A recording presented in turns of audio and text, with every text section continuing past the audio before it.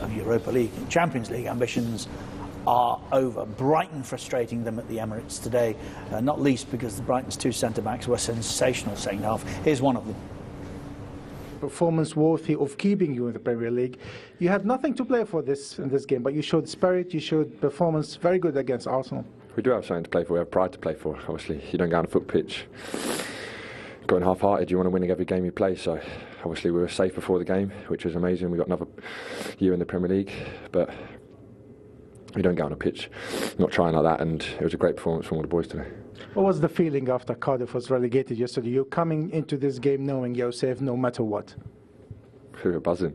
We were so excited. Obviously, we want to be in this best league in the world, and we, thankfully, Palace did us a favour yesterday, but I wouldn't say they'd done us a favour, but we had still got more points than them in the end. So we're safe before this game, but we still showed what we're about out there today. Last game you're playing against Man City, people will be looking at today's performance and thinking you might have a hand in the title as well. It must be exciting. Well, we're not looking at that, obviously.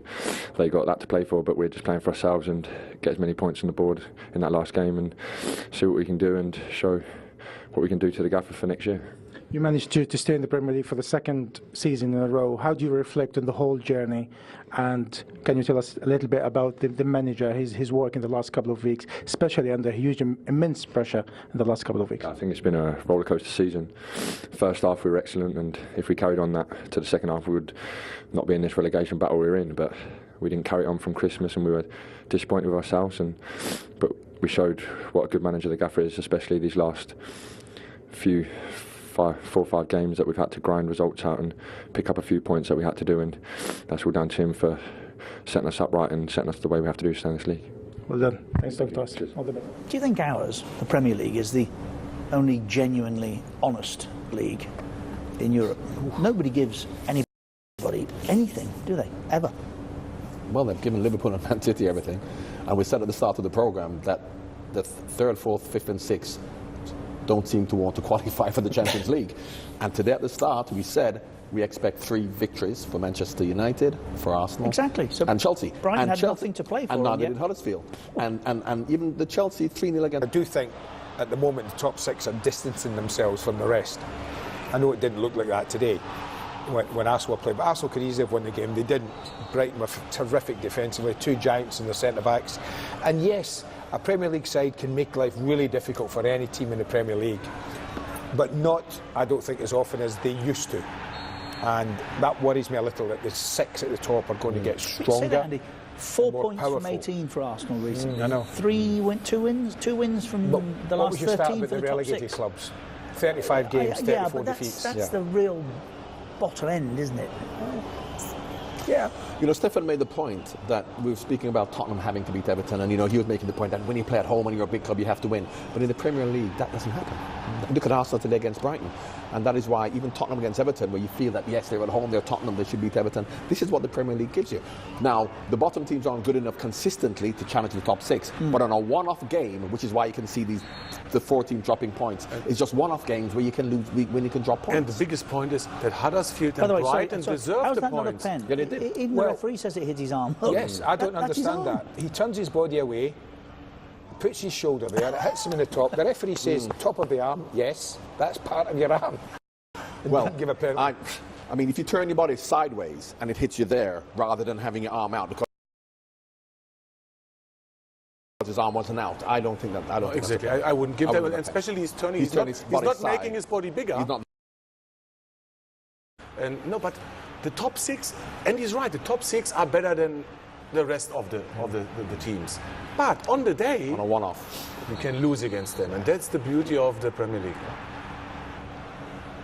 Here a penalty once again. Well, apart from the top 2. Yeah, and he does clip him. He doesn't mean to clip him because he's not put his body there, but his momentum carries him in, and he just catches his knee. He's unlucky there, Jack. Yeah, he's very unlucky. Hugely unlucky. Yeah. He's not even didn't make a tackle. Yeah. He wasn't attempting to make a tackle. Doesn't have to be intentional. No, I know. He just clipped his heels, and Glenn Murray just did what he usually does. In fairness, you couldn't have asked Arsenal to do much more. They worked the socks off. That's a big miss from Aubameyang. In the context of the game, it came at a good time for them. Probably would have gone on and won it from there. but he couldn't But finish look at it. that too. Yeah, that's a great. Oh, this. On the post, and then Pascal Gross missing the goal completely, like me. A few Great years clearance. ago. Great clearance, exactly. They want another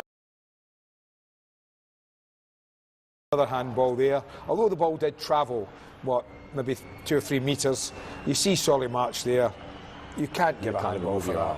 But in next year. Germany, most of the referees give a penalty for that Correct. now, and that's why I don't like the way how they handle the situation with a handball. So I think that has to be changed. that would be a penalty with VAR. In Germany, yes, it's possible, but it's coming down to the referees, and that's why the referees in England are at the moment the best referees. That's why I'm not so afraid about the VAR in the Premier League. In Germany, it's not working so far. But at least in Germany, the referee, the matchday official, gets the last decision on an incident such as that. Not It's in true. England. He's told from a bunker. Farewell to Peter Cech and Aaron Ramsey. Is Czech retiring totally? Do we know? Yes, What a career. there is a suggestion he's going back to Arsenal. What a career. Part of the academy. It's interesting when things like this Chelsea. happen, because Petr Cech, as far as I'm concerned, is a legend at Chelsea. Yes. And he's had all his best years at Chelsea. And he's come to Arsenal for the last couple of years, and it's, now they say thank you to Petr, but he really should be getting this from Chelsea. And he will. I think he will. I don't know, maybe he did when he left. I'm pretty sure I Chelsea would don't have think looked he could after have him. had much more from Chelsea, John, to be honest, because they did sell him down the road, and that in itself was something of a surprise, wasn't it? No, but I'm talking about in terms of the respect that he Yes, deserves. granted. He respects in terms of what he's achieved. His This achievement one, was really none at of us Chelsea. understands. No. None of us. No. And Still Ramsey, not. huh? And What I he mean, did for- this must be a hugely emotional day for Aaron Ramsey. He's been there, 10 years? And I firmly believe he didn't want to leave. And the thing about it is, the respect that he is due is a new contract that he deserves. That's the respect. Not we're not going to give you a contract. Let's now pay you respect by giving you, a bit of crystal. I wouldn't let him go, honestly. An Arsenal, a player like this, give him the money what he wants and stay, because they have the Stefan, money. it wasn't he that was Yeah, look- asking for the money. Arsenal withdrew the offer of the contract. It wasn't his decision. It wasn't his decision. Arsenal decided he was surplus to requirements. They offered the took the contract, off he the accepted it, but before they signed it, they withdrew it. And did they I don't say get why? that. No, they've given no reason. We've tried to get, I'm surprised my mate over there hasn't got to the bottom of it, being the journalist he has, but I think the bottom line, Andy, is early in the season, Unai Emery felt that he could get better. Now he's got to go and replace a 50-60 million pound player. yes, he has. And they need that's the a spend. 50-60 million pound player, because he was It's a outstanding. calamitous error, in my opinion. I agree. Not going to a bad club, right? Not going to a bad club. Oh, No, Juventus from his game. point of view, Yeah. wonderful. But from Arsenal's, try and replace it.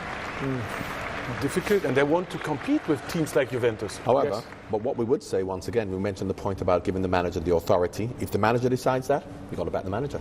You have to back the manager. This is what we're Well, that's talking what about. they've done. Yeah, that's what I mean. And as a fan, as whoever we're talking about, we can't then take Aaron Ramsey's side.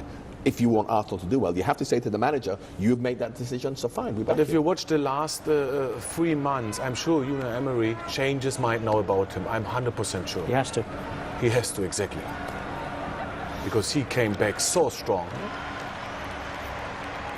The only thing I'm surprised, if he made the decision, Unai Emery, now he is obviously a student of football, knows his players, he would have seen Aaron Ramsey, watched him play, I'm sure, but I can't think of one person, us included, yourself included, or anyone who's watched Arsenal over the last 10 years, that he's been there 11 years, would say they would have let Aaron Ramsey go this year. I don't think anybody would, but he did. Now, what he saw and what he thought he was going to get, I think were wrong. And I don't know why he didn't try to mend it. I don't know why they didn't try and put it right before Juventus snapped him up. Do you know what I like about that? We often criticise modern day professionals. He's in pieces, the boy. He cares. Yeah. Wonderful. Yeah. Yeah. He's upset. Absolutely. He's upset. He's emotional. Wonderful. Yeah. Anyway, that's the end of the road for Aaron Ramsey and Peter Cech, who retires, and I think we'll next hear of him going back to Chelsea's academy. Here is because Petr Cech is making his way over to join us. A chance to say farewell to the Arsenal fans. Petr, thank you. Where should I go? No, this way would be This way. perfect. Thank you very much. Good to see you. Petr, the end of a Premier League career. Is it started to sink in yet? Well, it's been a last home game ever in the Premier League, obviously, and even in any other competition. So it's a very special moment, and I have to say it's a very strange feeling for me at this moment. and I hoped obviously that we were going to win the game and finish the season at home with a win, which didn't happen, and obviously we put ourselves in a bad position in terms of the qualifying for the Champions League through the Premier League. The most Premier League clean sheets. What are you most proud of in your career? Because Alex and I were talking about one of the Premier League greats. What are you most proud of? I think the fact that I've been playing for 15 years in this league, which for me is the best league in the world, and to have this consistent performance to play year in and year out, I think this is what I'm probably the most proud of. You've had a fantastic career, Peter, and hopefully, I was just saying, we might see another little check in a few years' time. Young Damien. Well, obviously, I have hopefully 3 more weeks till the Baku final, and then obviously my career is finished, and he just started playing to the level where if he carries on, obviously he might do something, but it will be up to him. You will have spotted, of course, that we have also been joined by Aaron Ramsey. Aaron, a chance for you to say goodbye to the Arsenal fans. We could see how emotional you were. Can you put it into words? Yeah, obviously it was very emotional. It's been a hell of a journey, and 11 years of my life. So much has happened in that, and yeah, when I look back, you can tell by my voice how much it means to me. So I'm just grateful for the opportunity to play for this great club and spend so many years. I don't think anybody's going to blame you for feeling emotional on a day like today. As Alex described it, you joined the club as a boy and you're leaving as a man. Yeah, like I said, I spent 11 years here. I came here at 17 years old, a boy. And yeah, I'm really leaving a man. I got a family, my wife, my kids. So much has happened, so I'm just grateful for the opportunity here. And as much as there's tears at leaving, you're off to Juventus, you're starting a new phase of your life. Can you look ahead with real optimism and excitement? Yeah, obviously. I'm really excited for the new challenge, for the new chapter in my life. But today, it's all about this. This is where I grew up, here. So I just want to take this in today and then let it settle in for a few days before I can really look forward and concentrate on that. So Aaron, last year I was doing the same exact thing. I was crying because this is where it hits you. That is the end of this chapter. Can you sum Aaron up just as a player and what he's brought to the dressing room and to the team? No. When you have someone who spends more than 10 years in the same club, you obviously, as a player who come in, you kind of know that these are the players, these are the core of the Arsenal dressing room, the Arsenal club, and obviously, losing a player like that, it's always a big loss for the club, for everybody. But I think, when he came from Cardiff, nobody really knew how great player the club brought in, and I think he gave everything he could all those 11 years. And it's really a shame that today he couldn't be on the pitch, because I think with everything he has done for the club, he would have deserved to be on the pitch today, and probably maybe even the score would have been better. Aaron, you've had so many great moments for Arsenal. Give us your favourite. The FA Cup winner against Hull, that must be the favourite, because we went a few years without winning the trophy, and I was on a fantastic season up until Christmas time when I got injured, and then I had a few setbacks as well, so I was really gutted. But then to come back and get a couple of games and then to cap it off with a win in the final, that meant a lot. So that was probably the highlight. But there's been so many, so I'm just grateful for that opportunity. Aaron, you'll have heard the noise from the Arsenal fans here today, the noise from the Arsenal fans who are standing behind our cameras over there. Why do you think that you have such a special relationship with them? I understand the relationship with the club, with time, with growing up here, but with the supporters. Yeah, I think that's just because I came as a 17-year-old, I came as a boy, and they've been on this journey with me. So it's quite unique that you spend this amount of time at a club these days. So yeah, they've been on a journey with me. I've had many highs, there's been a few lows as well, but they've stuck by me, and yeah, I'm grateful. I was just saying, Aaron, it's the end of a chapter as well, but it's another chance for you to continue to grow, because you're not the finished article, so there's still room for you. Yeah, of course, I'm still only 28, so there's a few years left in the legs, I hope. So, yeah, I'm looking forward now to the future, but thank you, guys. But today's all about this and sharing it with the fans, so as well, I'd like to say to Pete as well, what a fantastic career you've had. It's been great having you here for us. You've won absolutely everything in the game, and to have you here, it's been a real pleasure, and you've been a real rock in that dressing room. So, on behalf of me and the boys as well, we're delighted and really proud to have you as a teammate, and we wish you. We know we have a few games left yet, but we wish you all the best as well in the future. So yeah. Hopefully we can still finish off with that trophy, though. Still have, I've just got to ask you one more, Aaron. Apart from playing with Ronaldo, Champions League football, more money, what attracted you to Juventus?